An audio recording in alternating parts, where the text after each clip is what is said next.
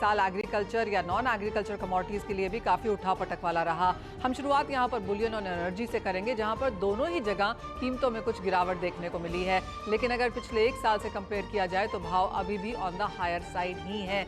आने वाले समय में क्या वो चीन के ऊपर पूरा फोकस होगा या फिर हम बात करेंगे इंटरेस्ट रेट्स के डिक्लाइंस की, और इन्हीं का असर ऑफ कोर्स यहाँ पर प्राइसेस पे पड़ता हुआ नजर आएगा। एक स्टेप बैक लेंगे, देखेंगे कि पिछली दिवाली से इस दिवाली हमने भाव कैसे देखे हैं और अगली दिवाली तक अगर आप यहाँ पर इन्वेस्ट करने वाले हैं तो कैसे रह सकते हैं प्राइसेस।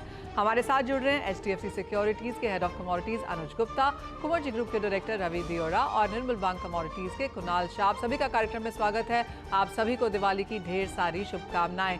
शुरुआत यहाँ पर सोने चांदी से ही करना चाहिए क्योंकि यहाँ पर अच्छी खासी उठापटक है, और अगर इस साल को ही देख लें तो सोने ने आपको सबसे बेहतरीन रिटर्न्स अब तक यहाँ पर आते हुए देखे हैं। कुणाल, क्लियरली सोने ने बाकी एसेट क्लासेस को यहाँ पर आउट परफॉर्म किया है, लेकिन क्या ये आउट परफॉर्मेंस अगले साल तक भी जारी रहेगी? जी, अगले साल तो ये आउट परफॉर्मेंस और भी बेटर रहेगा गोइंग फॉरवर्ड। सोने का ये साल से ज्यादा रिटर्न नेक्स्ट साल मिलने वाला है, ऐसा हमारा अनुमान है। So next years gold and silver is about gold, specially gold की बात करेंगे तो कंजर्वेटिवली मौजूदा स्तर से अगर आप 2000 के लेवल्स की बात करेंगे तो कंजर्वेटिवली 12 से 15% का रिटर्न आपको गोल्ड और सिल्वर दोनों में देखने मिल सकता है। और कुणाल, क्लियरली अगर चांदी की बात की जाए तो हमने $20 के नीचे तक के भी स्तर देखे, 26 का हाई भी इस साल में बनता हुआ देखा। अगर अगले साल की रेंज की बात की जाए तो क्या रह सकती है? जैसे सिल्वर की बात करेंगे तो सिल्वर मुझे नहीं लग रहा है कि ये $21 के नीचे जाएगा। $21 ऑन द डाउन साइड और on the up side $28 to $29 तक की रेंज आपको सिल्वर में देखने मिल सकती है। और गोल्ड में $1900 से लेके 2300 डॉलर तक की रेंज देखने मिल सकती है। 2300 सोने में और करीबन $28 के ऊपर तक के भाव चांदी में, यानी कि अच्छी खासी तेजी सोने और चांदी दोनों में यहाँ पर देखने को मिल पाएगी। अनुज, आपके क्या लेवल्स हैं यहाँ पर सोने चांदी के लिए? पिछला एक साल कैसा रहा सोने चांदी के निवेशकों के लिए और अगला एक साल कैसे देखते हैं? मंजरी, सबसे पहले तो आपको और आपके सभी व्यूअर्स को दीपावली की हार्दिक शुभकामनाएं। देखिए, लास्ट ईयर भी हमने डिस्कस कर रहे थे कि गोल्ड का भाव 61,000 जाएगा, चांदी का भाव 78,000 जाएगा। तो वो डेफिनेटली हमने दिवाली से पहले ही आते हुए देखे। तो डेफिनेटली जो एक ट्रेंड बना गोल्ड सिल्वर का लास्ट वीक काफी पॉजिटिव रहा। अगर आप रिटर्न वाइज भी देखेंगे तो अगर इस पिछली दिवाली से इस दिवाली तक की बात करेंगे तो गोल्ड करीबन ऑलमोस्ट 20% के आसपास इंक्रीज हुआ, सिल्वर करीबन 22% के आसपास इंक्रीज हुई। और अगर आप देखेंगे तो इसने कहीं ना कहीं इक्विटी की परफॉर्मेंस को बीट किया है। तो मुझे लगता है कि जिस तरीके का अनसर्टेनिटी वाला माहौल बना है, जिस तरीके से हम एक जियो पॉलिटिकल टेंशन देख रहे हैं, इंटरेस्ट रेट का इशू देख रहे हैं, तो मुझे लगता है कि वो आगे भी कंटिन्यू रहेगा। और आगे चल के तो ऐसा है कि FOMC की तरफ से इंटरेस्ट रेट कट आ सकता है। तो हो सकता है कि आपको आने वाले दिनों में, आने वाले साल में जो एक मोमेंटम है वो कंटिन्यू होता हुआ दिखाई दे। तो डेफिनेटली ट्रेंड वाइज अगर आप देखेंगे तो पिछले करीबन 4-5 सालों से लगातार एक ट्रेंड पॉजिटिव बनता हुआ है गोल्ड और सिल्वर में। तो मुझे लगता है कि गोल्ड और सिल्वर आपको अगली दिवाली में भी अच्छे परफॉर्मेंस होता हुआ दिखाई देगा। और मुझे लगता है कि ऊपर में कहीं ना कहीं 65,000 के आसपास गोल्ड का प्राइस और करीबन 78,000 से लेकर 80,000 के बीच सिल्वर के प्राइस आते हुए दिखाई देंगे। सिल्वर में थोड़ा सा है कि $26 एक रेजिस्टेंस का लेवल है। अगर वो ब्रेक होता है तो हम एक्सपेक्ट कर सकते हैं कि $30 तक की भी लेवल जा सकते हैं। तो इंपॉर्टेंट है कि $26 को ब्रेक करे, जो अभी सिल्वर का लाइफ टाइम हाई बना हुआ। तो अगर आप ओवरऑल ही देखेंगे फंडामेंटल या टेक्निकल साइड, तो दोनों ही साइड मुझे लगता है कि आपको आने वाले दिनों में अच्छा मोमेंटम गोल्ड सिल्वर में देखने को मिलेगा। ऑलराइट, तो ये एक ऐसा एरिया है जहां पर अगर आपने पिछले साल खरीदा तो अच्छे खासे मुनाफे में हैं, होल्ड करके चलें, नया खरीदना चाहते हैं तो भी अगली दिवाली तक आप अच्छे खासे मुनाफे पर ही होंगे। रवि, सोने और चांदी में आप क्या पिक करना चाहेंगे और आपके एक साल के टारगेट्स क्या हैं? जरूर से काफी असेट क्लासेस है इंडिया में and across the globe, but एक सेफ हेवन मानते हैं लोग। एंड पर्टिकुलर जब भी रिस्क एंड अनसर्टनिटी वाला सिचुएशन रहता है, मार्केट के पहले फोकस गोल्ड होते हैं, सेकंड सिल्वर भी उसके हिसाब से मोमेंटम होते हैं। एंड हमारा फेस्टिविटी का भी एक काफी अच्छा प्रतीक बुलियन को माना जाता है। मुझे लग रहा है कि Boolean wood out perform for the next year. काफी अनसर्टनिटीज है। मुझे लग रहा है कि अप्रैल से जून वाली पॉलिसी में जो नेक्स्ट हमें सवत ईयर 2080 में इंटरेस्ट रेट रिवर्सल आता हुआ दिखेगा। साथ में नेक्स्ट ईयर US में इलेक्शंस पे है, तो इलेक्शंस का भी एक इफ एंड बट्स वाला फैक्टर नेक्स्ट सवत ईयर में होगा। तो आई थिंक इकोनॉमी को लेके थोड़ी अनसर्टनिटीज है, इस हिसाब से गोल्ड में सेफ एंड बाइंग आती हुई दिखेगी। डॉलर इंडेक्स पे 106 का रेजिस्टेंस फेस कर रहा है। हालांकि बॉन्ड यील्ड्स जो 5 के करीब पहुंचे थे वो काफी कूल भी हो चुके हैं, पर आगे ऐसे आसार है कि अगर एक रेट एक शायद हो सकता है, उसके बाद रेट कट के लिए मार्केट अभी प्रिपेयर हो रहा है। तो all over situation and scenario अभी इंडिकेट कर रहा है कि शायद ये जो साल में फेस्टिविटी देखने को मिली, ऐसी फेस्टिविटी आपको बुलियन में अगले साल भी देखने को मिल सकते हैं। गोल्ड में मेरा टारगेट नेक्स्ट सवत ईयर में 62,000 एंड 62,800 रहेगा। साथ में सिल्वर में मेरा टारगेट 77,000 होगा। मुझे लग रहा है कि अगर मींस के अक्रॉस नॉन एग्री बास्केट को एक अच्छी परफॉर्मर दिख रहे हैं, तो मुझे सिल्वर पे कन्विक्शन अच्छा आ रहा है। वहां पे सप्लाई रिलेटेड भी काफी कंसर्न्स है और आगे जाके और यहाँ पे बढ़त देखने को मिल सकती है। ऑलराइट, तो सोने चांदी में चांदी को यहाँ पर ज़्यादा तवज्जो है, लेकिन बात अब यहाँ पर मेटल्स की करेंगे। और कुणाल, टॉप पिक मेटल्स में अगले एक साल के लिए कहाँ है? I think metals are poised to move up by conservatively। अगर आप नेक्स्ट साल की बात करेंगे, there's a quite a big period, तो 10% की अपसाइड मेटल्स में आप अज्यूम कर सकते हैं आने वाले साल में। It's going to be a mix year, because एक साइड पे जहाँ पे स्टेबिलिटी अगर आती हुई दिखेगी या इंटरेस्ट रेट कट की एक्सपेक्टेशन बनेगी, तो दूसरी साइड से सप्लाई साइड आप देखेंगे वो बहुत स्ट्रॉन्ग नजर होती हुई दिखाई देगी। सो जैसे कॉपर है, जिंक है, ये सभी मेटल्स में कॉपर में जैसे हमें लग रहा है नेक्स्ट साल 1 से 100 मिलियन टन की नई कैपेसिटी आ सकती है। जिंक में भी अच्छी कैपेसिटी नेक्स्ट साल फिर से स्टार्ट हो सकती है। सो ये सब देखते हुए ऐसा लग रहा है कि बड़ी अपसाइड प्रिडिक्ट करना बहुत प्रीएम्प्टिव होगा एट दिस स्टेज। पर 10% की अपसाइड लग रही है, सबसे बेटर पॉइज्ड है।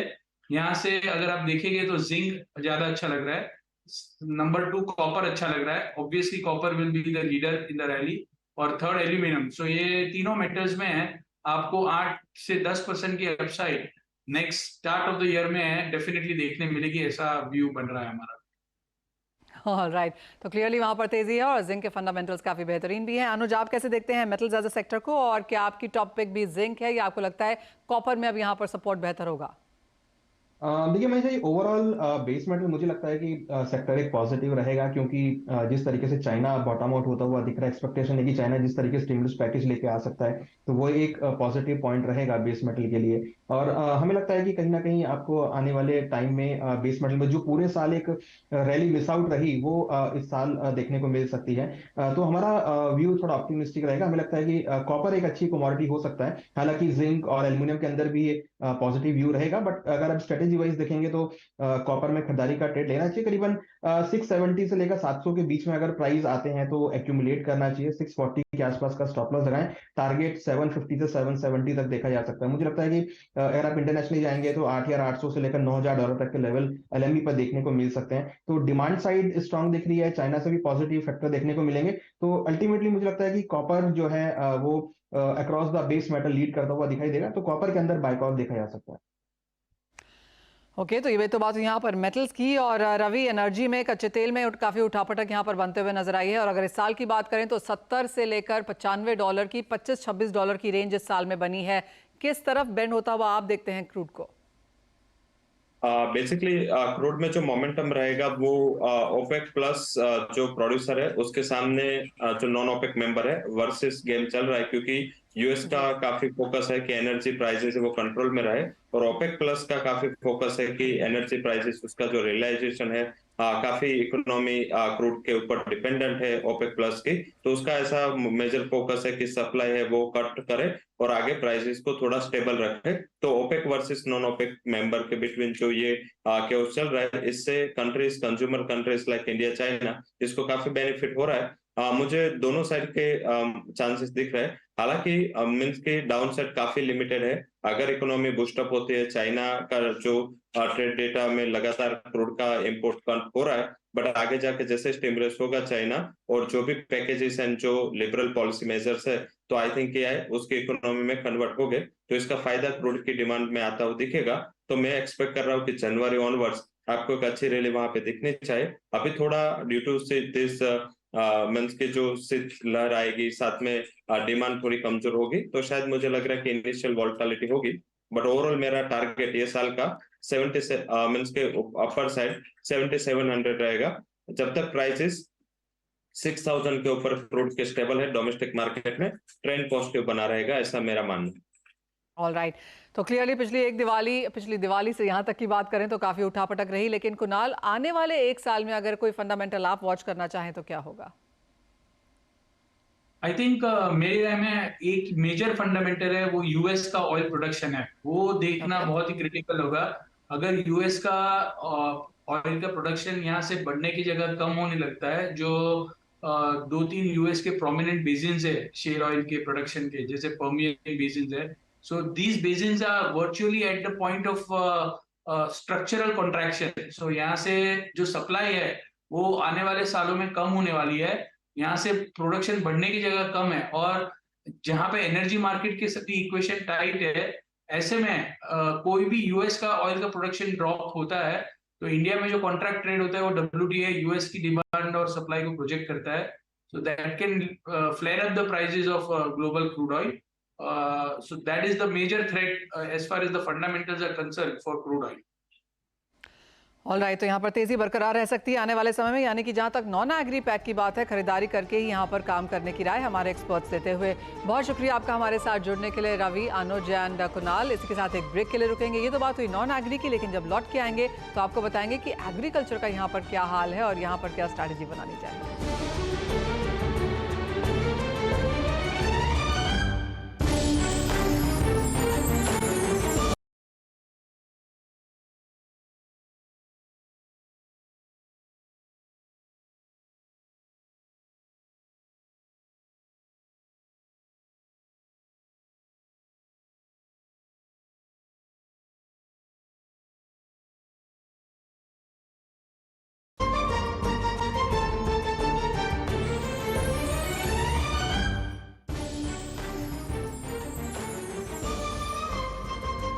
नमस्कार, आपका स्वागत है। और इस साल एग्री कमोडिटीज में काफी उतार चढ़ाव देखने को मिला। अगर पिछली दिवाली से इस दिवाली की बात की जाए तो हमने ऑल टाइम हाई यहाँ पर जीरे में बनता हुआ देखा, गुआर पैक में जोरदार उठापटक थी, काफी हद तक यही हाल हल्दी में बनता हुआ नजर आया, और बाकी कमोडिटीज चाहे वो कॉटन था, चीनी था, गेहूं था, अच्छी खासी उठापटक सब जगह देखने को मिली। लेकिन अब यहाँ से ये दिवाली कैसी है, अगली दिवाली तक भाव क्या रह सकते हैं, इस पर बात करने के लिए केडिया कमोडिटीज के अजय केडिया, प्रो इंटेलीट्रेड सर्विसेज के दिनेश सोमानी और हमारे साथ हैं पृथ्वी फिनमार्ट के मनोज कुमार जैन। आप सबका कार्यक्रम में स्वागत है और आपको त्योहारों की बहुत बहुत शुभकामनाएं।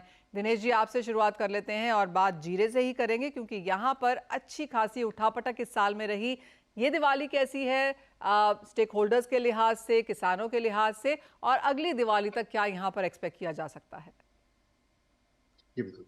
नमस्कार मनीषा जी, सर्वप्रथम आपको, आपके सहयोगी और आपके सारे दर्शकों को दिवाली की बहुत सारी शुभकामनाएं। आपका आने वाला साल समृद्धि से भरपूर रहे और खुशहाली रहे।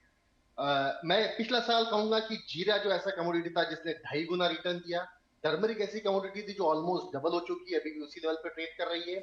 धनिया ने थोड़ा सा नेगेटिव रिटर्न दिया पिछले साल के मुकाबले, और बाकी कोई कमोडिटी ने कोई विशेष कमाल नहीं किया, अभी भी वो इसी लेवल पर ट्रेड कर रहे हैं। बट मैं यूं कहूंगा कि आने वाला जो समय है हर एक साल में कोई ना कोई ऐसी कमोडिटी निकल के आती है जो मल्टीपल रिटर्न्स देती ही देती है, खास करके एग्री पैक में। पिछले बार हमने देखा है जीरे ने दिया और हल्दी ने दिया। इस साल मुझे लगता है कि ये रैली जो है, ये जो मोमेंटम है, टर्मरिक इस साल भी ये रैली दोबारा कंटिन्यू करने की पूरी पूरी संभावनाएं लगती है। मुझे लगता है कि हल्दी अगर 12,500 के आसपास अगर कहीं जाती है तो एक निवेश करने का एक सबसे बढ़िया बेहतरीन मौका इस साल देखने हमें मिलेगा, और मुझे लगता है आने वाला समय इसके लिए ऑल टाइम न्यू हाई बनाने की पूरी संभावनाएं बने। 23,600 मुझे लगता है कि 2024 में हमें हल्दी के भाव निश्चित तौर से देखने मिलेगी। दूसरी मेरी जो बढ़िया पिक है वो है धनिया। धनिया में हमने देखा है कि सोइंग जो है इस साल में बहुत ज्यादा उत्साहपूर्वक नहीं नजर आ रही है, सोइंग काफी कम रही है और कैरी फॉरवर्ड स्टॉक भी थोड़े थोड़े कम होते नजर आ रहे हैं। तो मुझे लगता है 71.5 के आसपास अगर धनिया मिलता है तो एक बेहतरीन निवेश करने का बहुत ही बढ़िया अवसर रहेगा। इसमें बहुत ज्यादा अपसाइड रिटर्न नहीं लगता है, लेकिन फिर भी मुझे लगता है कि 10,000 का लेवल हमें नेक्स्ट ईयर से पहले हमें देखने मिल सकता है, तो करीब करीब यहाँ से भी 35 से 40% का रिटर्न होगा। एग्री कमोडिटी की हद तक एक टर्मरिक और धनिया मुझे लगता है 10 कमोडिटी रहेगी आने वाले अगले साल के लिए।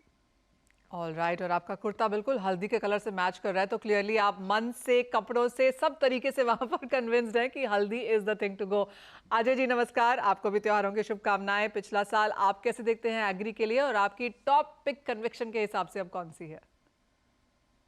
नमस्कार मनीषा जी, आपको और सभी दर्शकों को दीपावली की शुभकामनाएं। जैसे कि हम देखते हैं कि पिछले 1 साल के अंदर पूरे ही एग्रीपेक की एक सुपर साइकिल चल रही है, चाहे एग्री हो चाहे नॉन एग्री हो। खास करके एग्रीपेक की बात करें तो फेज मैनर में हमने देखा कि पिछले 1 साल में चाहे हम एडिबल ऑयल की बात करें, चाहे मसालों की बात करें, सभी में हमने एक अच्छा मोमेंटम देखा। तो मुझे लगता है कि जो ये आगे की जो रैली रहेगी ये काफ़ी इम्पोर्टेंट है, क्योंकि 2024 के अंदर जिस ढंग से हमने देखा है सुपर एल नीनो या हम ड्रॉट कंडीशन देख रहे हैं, साथ में इलेक्शन पीरियड भी है, इन्फ्लेशन है, तो सब सभी फैक्टर है कहीं न कहीं पूरे एग्री पैक पे हम एक दबाव। खाली एक जो कंसर्न है वो है डिमांड को लेकर, क्योंकि रिसेंटली हमने देखा काफ़ी कमोडिटीज़ है जिनके फंडामेंटल काफ़ी मजबूत है, बट डिमांड नहीं होने की वजह से अभी तक रैली अप मार्केट नहीं कर पाया था। तो सबसे पहली कमोडिटी मुझे लगता है हल्दी एक अच्छी कमोडिटी बन सकती है। जैसे दिनेश जी ने भी कहा है कि टाइमिंग अगर हम देखें तो एक अच्छी खासी रैली के बाद एक कंसोलिडेशन होना चाहिए था। तो हमने 18,000 से प्राइजेस में 12,800 13,000 के आसपास एक बेस बनते हुए देख चुके हैं। तो हमें लगता है प्राइजेस कहीं न कहीं 13,000 का लेवल काफ़ी बेहतरीन है। ऊपर में मुझे लगता है कि कम से कम 20,000 तक का लेवल हम देख पाएँगे, जिस ढंग से कैरी और स्टॉक में डिप्लीशन हुआ है, एरिया अंडर कल्टीवेशन और यील्ड में जो ड्रॉप है और एक्सपोर्ट डिमांड कंटिन्यू मेंटेन रहेगी, ये सपोर्ट कर जाएगी। वहीं दूसरी कमोडिटी मुझे लगता है कि जीरा है। जीरे के फंडामेंटल हम जानते हैं, मार्च तक की बात करें नए क्रॉप से पहले, तो मुझे लगता है ये तेज़ी कायम रहेगी जो ऊपर में वापस 65,000 के लेवल दिखा सकता है। वहीं धनिये को भी नहीं भूलना चाहिए, पिछले साल हमने काफ़ी बड़ा इम्पोर्ट आते हुए देखा, प्रोडक्शन का सोइंग का एरिया भी बढ़ा था, बट इस बार कैरियर स्टॉक काफ़ी अच्छा ज़रूर था, बट जो हम पाइपलाइन्स एम्प्टी होने की वजह से काफ़ी वहाँ पे चले गया है। एरिया इस बार हो सकता है कि मात्र 40 से 50% का सोइंग हो, बिकॉज़ प्राइसेज़ काफ़ी नीचे है as compared to other competitive crops. तो ओवरऑल हमें लगता है कि प्राइसेज़ के अंदर एक बड़ा जंप मिलेगा, जो फर्स्ट पैरामीटर में मुझे लगता है कि 8,500-9,000 का लेवल है। बट राइटली मुझे भी लगता है कि अगर अगले 1 साल की अगर बात करें दिवाली से दिवाली तक, तो टॉप पिक मुझे लगता है धनिया काफ़ी बढ़िया रिटर्न दे सकता है। ऑलराइट मनोज जी, अभी तक हम यहाँ पर मसालों में ही हैं और बेस्ट ऑफ द ट्रेड्स यहीं से आते हुए नजर आ रहे हैं। धनिया और हल्दी, जीरा, आपकी क्या टॉपिक है? नमस्कार मनीषा जी, सबसे पहले तो आपको और सारे व्यूवर्स को दीपावली और नववर्ष की बहुत बहुत शुभकामनाएं। सभी के लिए अगला जो आने वाला वर्ष है वो मंगलमय हो, ऐसी कामना करते हैं। बिल्कुल मनीषा जी, जो 22 से 23 की जो दिवाली का जो पीरियड था वो एक हम कह सकते हैं कि मसालेदार पीरियड था, क्योंकि जीरा और हल्दी यहाँ काफी चर्चा में रहे और दोनों ने मल्टीफोल्ड रिटर्न जो है गत वर्ष में दिए। वहीं अगर धनिया की बात करें तो वहाँ गत वर्ष बड़े नेगेटिव रिटर्न्स थे। 11,000 की जो कीमतें थी लगभग वो गिरते हुए 6,700 के आसपास हमने जाते हुए देखी थी, और अभी 7,500 600 के आसपास ये ट्रेड हो रही है। तो मसालों की चर्चा पूरे साल भर रही और आने वाले वर्ष में भी रहेगी, जिस तरह से जो सुपर अल नीनो और वेदर डिस्टरबेंसेस की बात की जा रही है। लेकिन हमारा मानना है कि यहाँ पे अगर मसाला पैक की बात करें और वहां से अगर कोई कमोडिटी पिक करना हो तो ये वर्ष में धनिया एक बेहतर कमोडिटी लगती है। निश्चित रूप से इस साल जो सोइंग है धनिया की वो कमजोर पड़ेगी, और जिस तरह से जो अभी वेदर का स्पेल है, स्पेशली जो प्रोड्यूसिंग स्टेट्स है, चाहे वो मध्य प्रदेश हो या राजस्थान हो, तो वेदर की कंडीशन को देखते हुए हमारा मानना है कि यहाँ पे निश्चित तौर पे इसकी जो सोइंग है वो प्रभावित होगी और प्रोडक्टिविटी पे भी फर्क पड़ेगा। तो धनिया एक बेहतर कमोडिटी होगी इस दिवाली से अगली दिवाली के लिए। 7,500 के आसपास के भी भाव इसके चल रहे हैं। यहाँ पे धनिया में 7,500 से 7,000 के दरमियान जो है बाइंग की रणनीति बना के चलना चाहिए नेक्स्ट ईयर के लिए। 6,400 के आसपास का एक स्टॉप लॉस रखें। हमारा मानना है कि 9,000 से 9,500 तक के जो स्तर है अगली दिवाली तक धनिया एक बार दिखा सकता है। वहीं यहाँ पे ऑयल सीड्स की अगर बात करें तो वहां भी काफी हमने जो है नेगेटिव मोमेंटम देखा था गत वर्ष में, स्पेशली अगर सोयाबीन सीड की बात करें। हालांकि अभी ये कमोडिटी भारतीय बाजारों में ट्रेड नहीं हो रही है, लेकिन ऑयल सीड्स में हम देखें इंटरनेशनल मार्केट में तो सीबीओटी पे टेक्निकली भी ये कमोडिटी ने डबल बॉटम फॉर्मेशन किया था लगभग 1,200 सेंट के आसपास, और वहां से एक रिकवरी अच्छी देखने को मिली है। जिस तरह से सुपर अल्नीनो की बात हो रही है तो हमारा मानना है कि ये एक बेहतरीन कमोडिटी हो सकती है अगले वर्ष के लिए। अभी 1,360-70 सेंट के आसपास सीबीओटी ट्रेड कर रहा है। ये कमोडिटी में भी हमारा मानना है कि 1,350 से 1,320 सेंट के दरमियान इंटरनेशनल मार्केट को देखते हुए इसमें बाइंग की रणनीति बनाना चाहिए। हमारा मानना है कि 1,560 सेंट तक के स्तर जो है इंटरनेशनल मार्केट फिर अगली दिवाली के पहले एक बार दिखा सकता है।